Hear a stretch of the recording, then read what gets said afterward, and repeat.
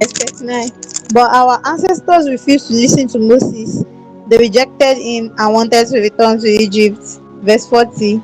They told Aaron, make us some gods who can lead us, for we don't know what has become of this Moses who brought us out of Egypt.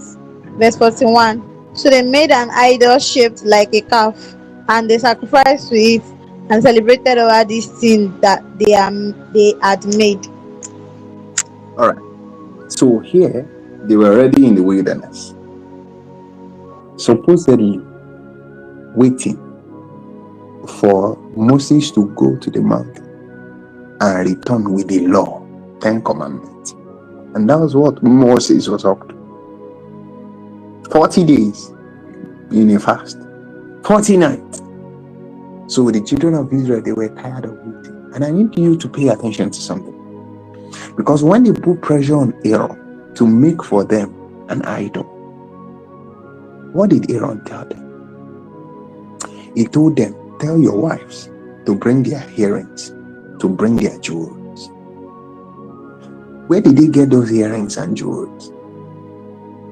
Remember that God told them before they left Egypt, in the heat of mourning, where every household of Egypt was mourning the firstborn that just died, God told them, go to the house of Egyptians, ask them for gold, ask them for silver, ask them for jewelry, ask them for their plunders. So it was from the same plunder that they took from Egypt, which they had been using to adorn themselves, that Aaron used. And he melted those golds and then he produced an idol for them. See, you must be very careful about the things that you take from Egypt. This is my point here. Be very, very careful. Because it was the same things that they took from Egypt that was now their bane, that became what they contributed as an idol. Remember their ancestor, Abraham.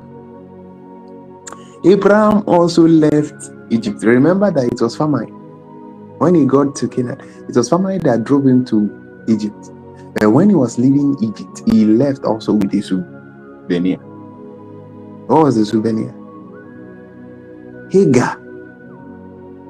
And it was that Hagar that Sarai eventually proposed and suggested to Abraham that sleep with Hagar and he will give birth to his son.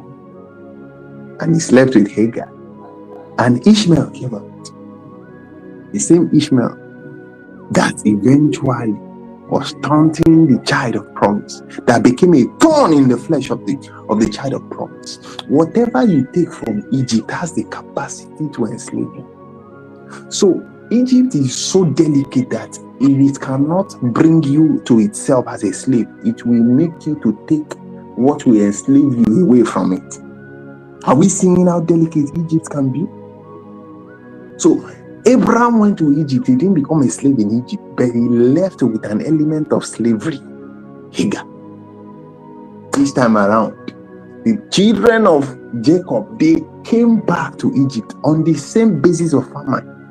And that's the reason why I taught you that we must learn to get economy right. Any attack on all this attack on prosperity wants to take us back to Egypt.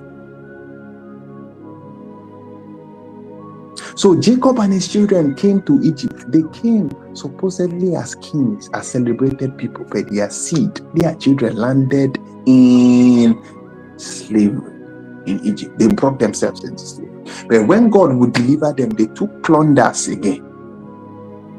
They took idols, potential idols.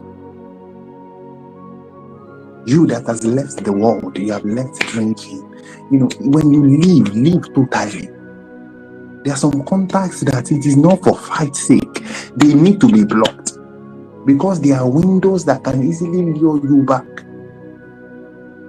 There are some, friendships that should be cut off, not because they are doomed, but for your own sake, for the sake of your own life and your spiritual work. They are not just healthy to be kept around. So the lesson here is that It was the same clone that they took from Egypt that became what Aaron used as a raw material for them to, sin against God. And they were desiring to go back to Egypt because they took elements of Egypt, and that became the golden calf that they worship even in the wilderness. Be careful of taking things from Egypt.